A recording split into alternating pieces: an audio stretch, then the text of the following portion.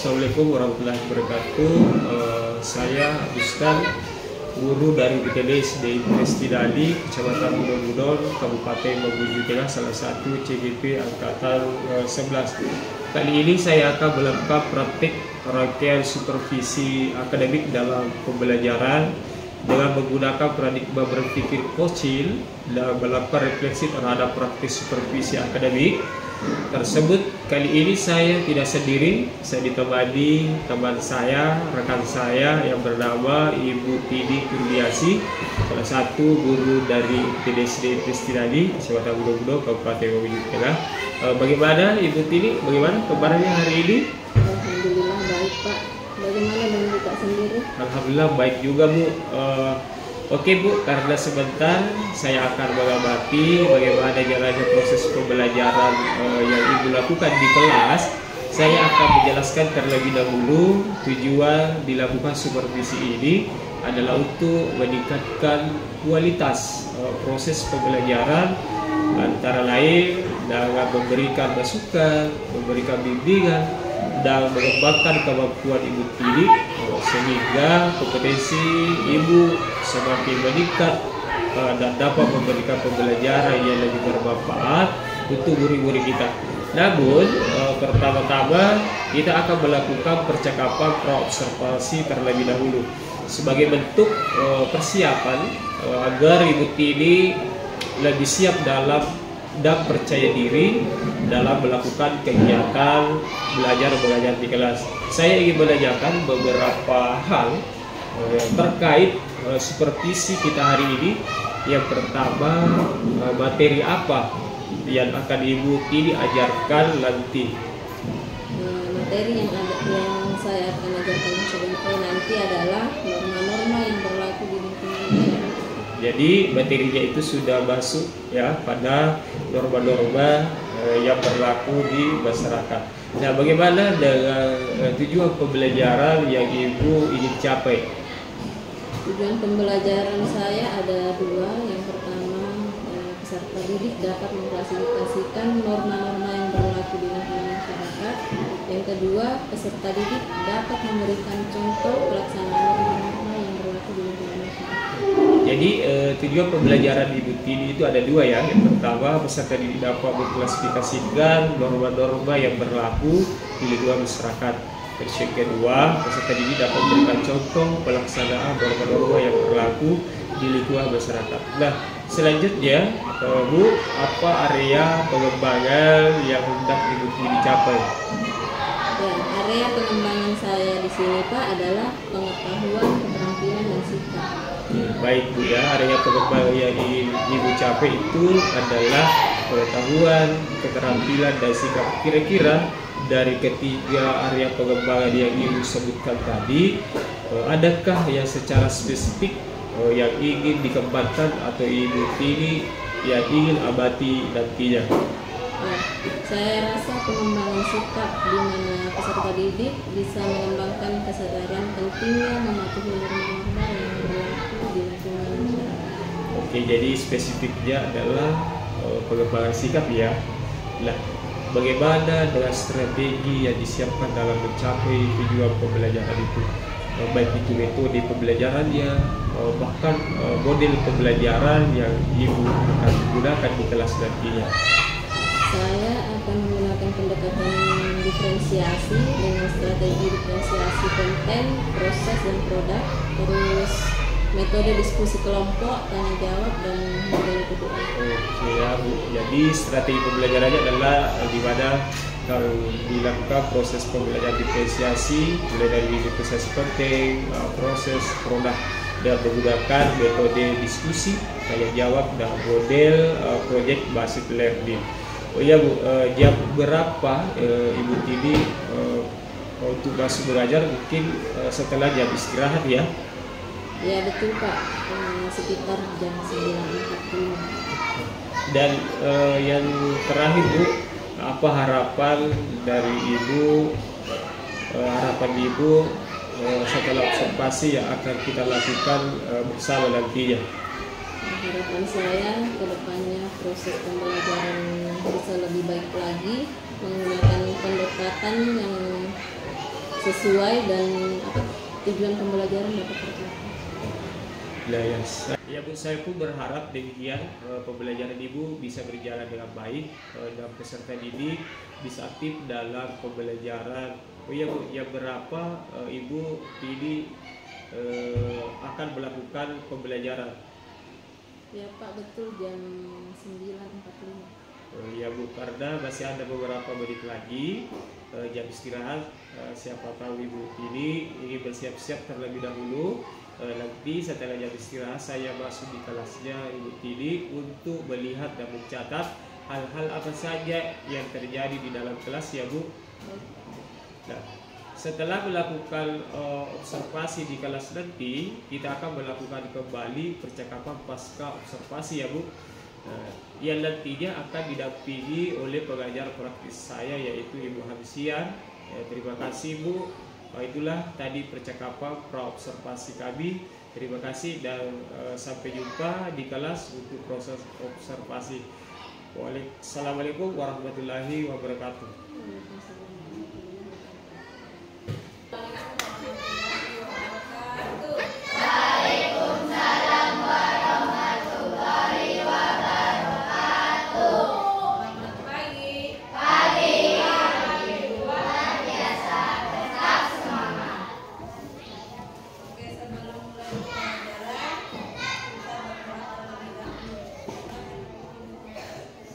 Duduk siap.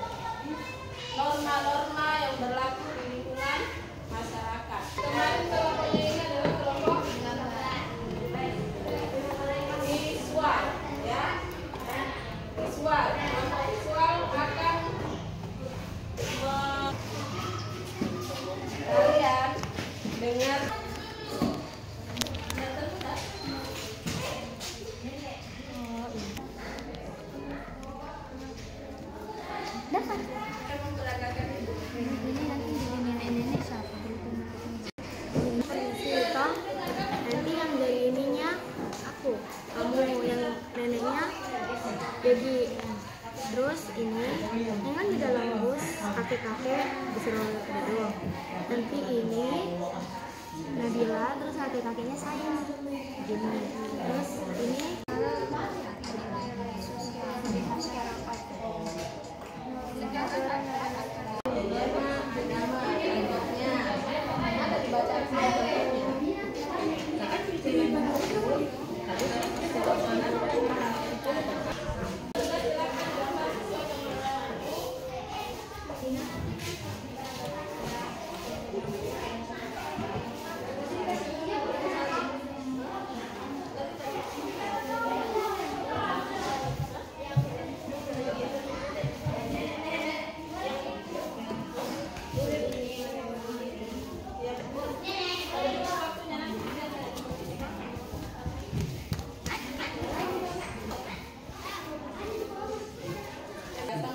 Assalamualaikum warahmatullahi wabarakatuh.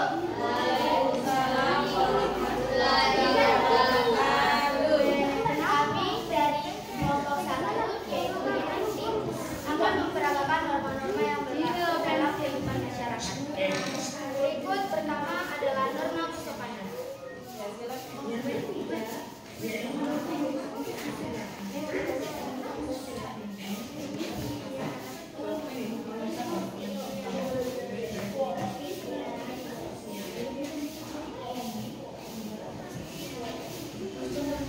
Kedua ada norma hukum.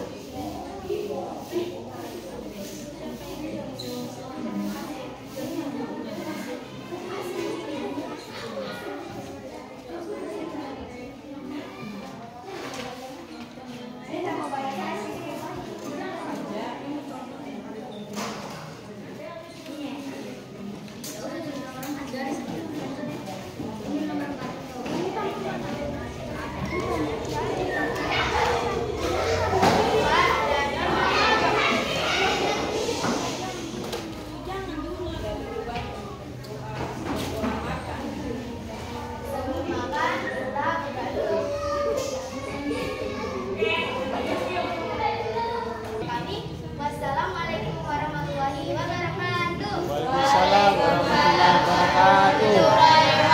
wabarakatuh. Selanjutnya kelompok berapa yang sudah siap? Jangan tutupi, ada di sini. Assalamualaikum warahmatullahi wabarakatuh. Waalaikumsalam warahmatullahi wabarakatuh. Saya akan mempresentasikan hasil kelompok kami. Nomor 1, norma agama. Contohnya rajin beribadah kepada agama dan dia menghormati orang tua. Ya, lanjut. Nomor 2, norma. Assalamualaikum warahmatullahi wabarakatuh. Waalaikumsalam warahmatullahi wabarakatuh.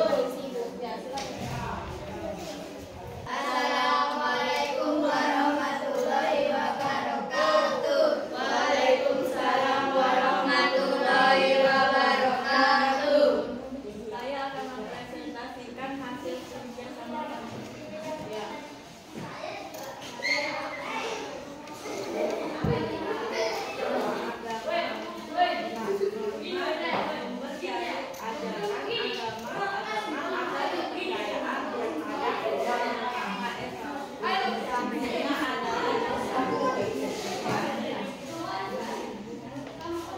Sekian dan terima kasih. Wassalamualaikum warahmatullahi wabarakatuh.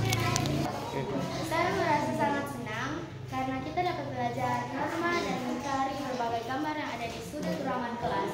Dan kita dapat mengetahui bahwa norma ada 4, yaitu norma hukum, norma kesusilaan, norma agama, dan norma hukum. Dan saya juga merasa sangat senang karena saya bisa memperagakan norma-norma yang berlaku di masyarakat.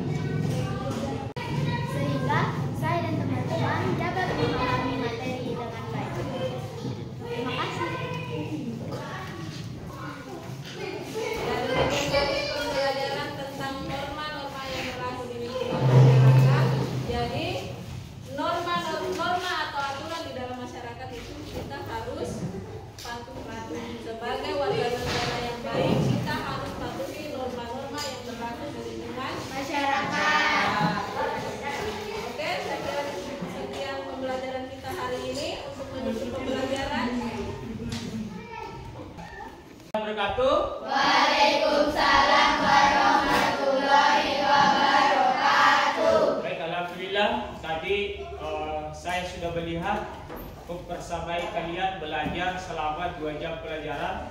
Hari ini saya sangat senang melihat kalian belajar. Karena kenapa? Dalam proses pembelajaran tadi kalian semua antusias, bersemangat belajar, mengikuti pelajaran. Dari beberapa kelompok saya melihat semuanya aktif mengikuti pembelajaran hari ini. Dari kelompok 1 dari kinestetik saya melihat luar biasa, sungguh luar biasa cara memperagakan norma-norma yang berlaku di lingkungan masyarakat. Beri aplaus dulu. Nah, begitu juga saya melihat tadi di kelompok ketiga, kelompok 3 itu dia adalah auditory, di mana dia kelompok 3 tadi mempresentasikan secara singkat tentang norma-norma yang berlaku di lingkungan masyarakat. Itu juga presentasinya sangat luar biasa. Tepuk tangan juga. Oke. Selanjutnya terakhir di kelompok visual, di mana kelompok visual tadi saya melihat juga tugasnya adalah membuat poster. Cara presentasinya juga bagus, posternya juga menarik. Jadi saya berharap ke depannya materi pembelajaran ke depannya lebih menyenangkan, lebih berpusat kepada peserta didik, sehingga kalian semua bisa belajar dengan aman dan nyaman. Tepuk tangan dulu. Oke, kita ucapkan terima kasih kepada Ibu Tini Kurniasi telah memberikan waktu kepada saya untuk mengadakan kegiatan observasi dan membantu saya di dalam kegiatan tugas observasi fosil di CGP Angkatan 11. Terima kasih Ibu. Berdoa. Let's go.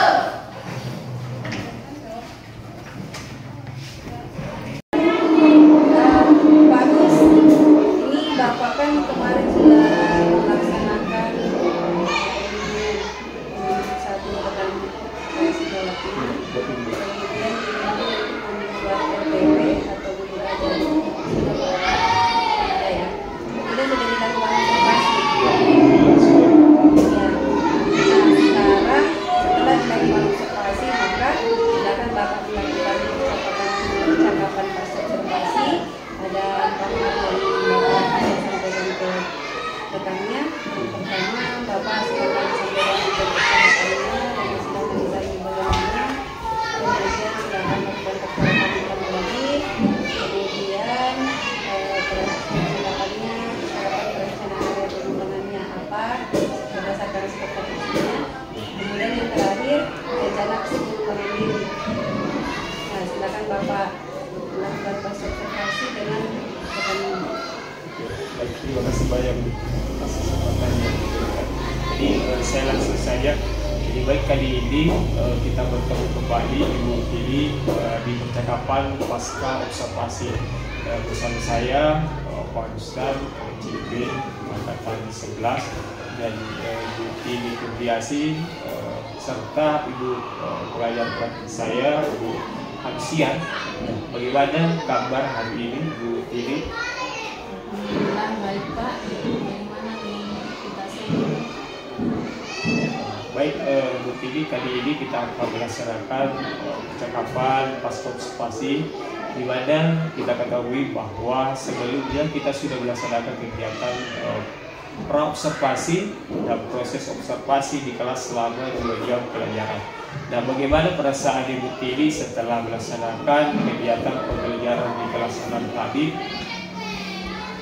Perasaan saya Pak sangat senang karena siswa aktif dan materi yang tadi disampaikan dengan baik. Semoga untuk mewakili siswa atau hasil kerja mereka luar biasa. Ternyata siswa saya mampu menyelesaikan materi.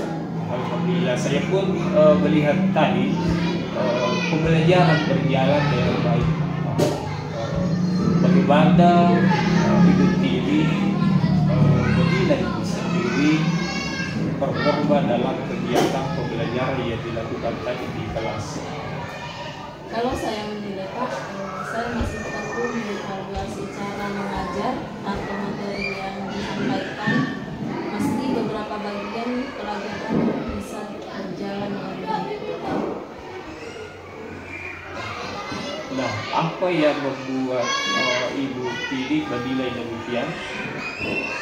Ya, saya menilai berdasarkan capaian pembelajaran, menelusuri pemahaman siswa terhadap materi, pelajaran mengamati kemampuan siswa dalam melakukan tugas dan praktik, dan perilaku siswa dengan pembelajaran. Baik ya Bu, boleh saya menyampaikan hasil pengamatan saya tadi di dalam proses pembelajaran di kelas. Baik Bu, menurut pengamatan saya, pembelajaran yang dilakukan oleh Ibu Tidi tadi sudah sesuai dengan apa yang diharapkan, di mana tujuan pembelajaran yang Ibu Tidi sampaikan saat kita melakukan pra-observasi itu yang pertama adalah peserta didik mampu dapat mengklasifikasikan norma-norma yang berlaku di lingkungan masyarakat. Dan yang kedua, peserta didik dapat memberikan contoh pelaksanaan norma-norma yang berlaku di lingkungan masyarakat. Dan di area pengembangan yang Ibu Tidi tadi kembangkan sesuai dengan hasil percakapan kita di pra-observasi, yaitu adalah pengembangan pengetahuan, keterampilan, dan sikap. Itu sudah dampak di pembelajaran tadi, yang bagaimana murid-murid Ibu bisa memahami materi yang disampaikan, peserta didik juga bisa mengerjakan tugasnya dengan baik, bagaimana peserta didik bisa presentasi dengan baik untuk menegakkan norma-norma yang ada di dalam lingkungan masyarakat dengan menggunakan, Ibu juga tadi menggunakan strategi diferensiasi konten, proses, dan produk. Serta saya melihat model pembelajaran yang dilakukan yaitu adalah model PBL, sehingga murid-murid Ibu menerima materi dengan baik dan mereka sangat sadar dengan model yang seperti itu. Bagaimana pendapat Ibu Tidi mendengar ini? Menurut saya, Pak, saya sangat bersyukur atas tanggapan Bapak. Tanggapan ini membuat saya dapat memahami apa yang sudah baik dalam proses pembelajaran. Namun walaupun demikian, tetapi saya tetap harus terus belajar untuk mengembangkan kompetensi saya dalam proses pembelajaran. Baik Bu, selanjutnya kira-kira apa kendala yang Ibu Tidi hadapi dalam proses pembelajaran di kelas tadi? Ya, kendala yang saya hadapi Pak adalah persiapan dalam membuat rencana pembelajaran dan diferensiasi itu membutuhkan waktu yang cukup.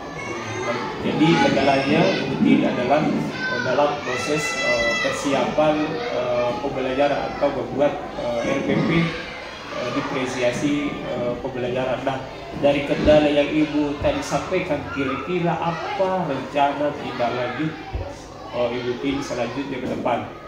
Ya, mungkin saya akan meningkatkan atau berkolaborasi dengan rekan sejawat, dan untuk pelaksanaannya saya akan melaksanakan segera Pak setelah anak melakukan suntikan booster. Oke, luar biasa sekali ya Bu rencananya. Semoga kita bisa terlaksana dengan segera dan bisa berjalan dengan baik. Saya akan menunggu kabar selanjutnya dari Ibu Tidi ya. Hasil observasi kali ini akan saya catat dalam forum supervisi akademik ya Bu. Mohon nanti Ibu akan tanda tangani. Jadi sebagai penutup, kira-kira apa yang Ibu Tidi dapatkan dari proses pembelajaran, proses observasi tadi?